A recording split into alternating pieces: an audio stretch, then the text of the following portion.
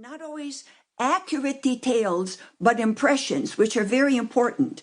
We have genealogies, which also are important, particularly when you want to know who inherits what. Then you have to know where do the individual people fit in the kinship structure. We have theological traditions. The point is not what happened. The real point is, what does this mean? So that's why it's important to know what we are reading, and therefore we can adjust how we read it.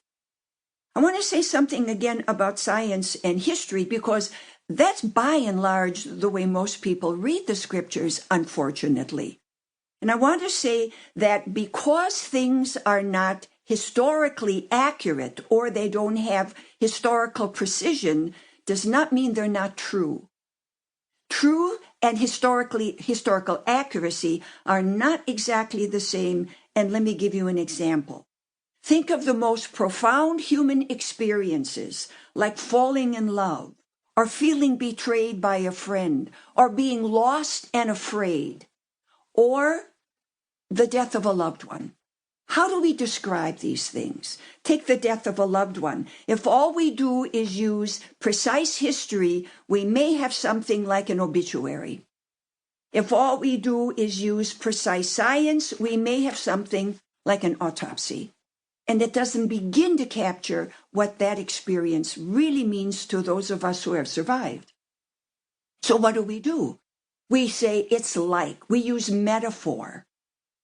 Also, we use exaggeration sometimes. I have yet to meet a grandparent who does not have the smartest grandchild. Or when one falls in love, you fall in love with the sweetest person in the world. Now, it's an exaggeration, or is it? Is it an exaggeration? Because we don't have words to talk about people that we love. We can't capture the sweetness or the beauty or the goodness of someone. And so we use what other people might think is exaggeration, which may not be historically accurate. I have heard people talk about someone in glowing terms, and then I see the person and I don't see it. Now, are they lying or am I lying? And it's the wrong kind of a question.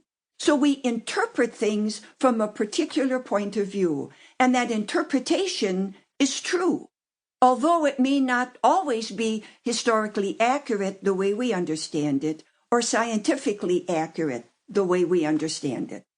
Now, all of this is just a kind of background to help us to understand that when we look at the scriptures, particularly the book of Genesis, and particularly the first chapters of the book of Genesis, we're reading very different kind of literature. We're not reading history. So the question should not be, did it really happen that way? The question should probably be, what does that story mean? What is the biblical author, or what are the biblical people behind that tradition trying to express by saying it that way? Like, what are grandparents saying when they say their grandchildren are smart? Of course they're smart, but they're saying this is an unusual child. And of course it is an unusual child. So again, when we look at the text, we must realize there's a different way of reading, so there are different kinds of questions to ask. Something else we have to remember. These traditions, these stories, come from an ancient Near Eastern world. First of all, ancient.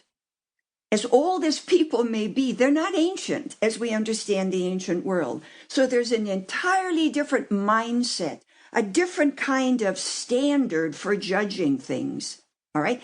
And it's Near Eastern. Most of us live in the Western world. We may know a little bit about the East or the Near East, but we don't understand a different kind of mindset. All of this is to say that we are involved in what today we would refer to as a cross-cultural experience. There are cultural traditions, cultural practices in these stories that are foreign to us.